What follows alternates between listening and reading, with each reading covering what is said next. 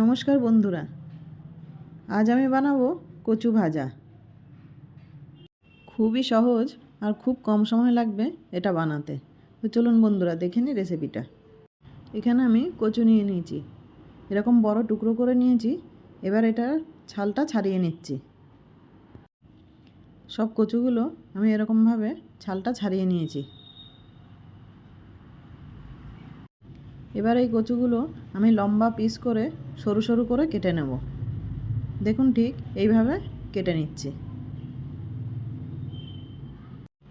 আমি ছুরি দিয়ে কেটে নিয়েছি, আপনাদের যেভাবে সুবিধা হয় সেরকমভাবে কেটে নেবেন।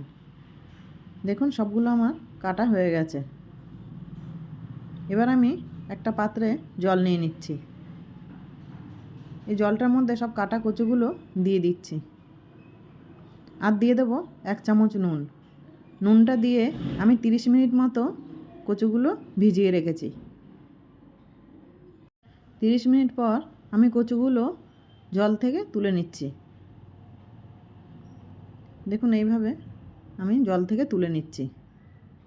এবার এর মধ্যে দিয়ে দেব 2 চামচ কর্নফ্লাওয়ার।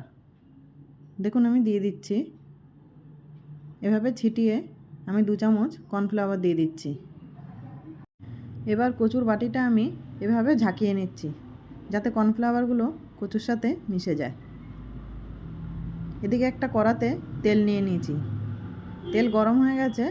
এবার আমি এই মাখানো কচুটা দিয়ে দিচ্ছি। দেখুন কচুগুলো হালকা লাল হয়ে এসছে। এরকম হালকা কালার হয়েছে। এই সময় এবার আমি এগুলো তুলে নেব। এইরকম কালার হলে আমি তুলে নিচ্ছি।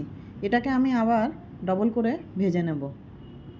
বাকি কচুগুলো ভাজার পরে আমি এগুলো আরও একবার ভেজে নিচ্ছি। দেখুন অনেকটাই লাল হয়ে গেছে। এবার আমি এগুলো তুলে নেব। এই ভাজা কচুগুলোর ওপর আমি একটু চাট মশলা ছড়িয়ে দিচ্ছি। বন্ধুরা, এটাকে শেজওয়ান সস বা টমেটো সস, এমনকি কাসুন্দি দিয়েও খেতে পারেন। নমস্কার বন্ধুরা।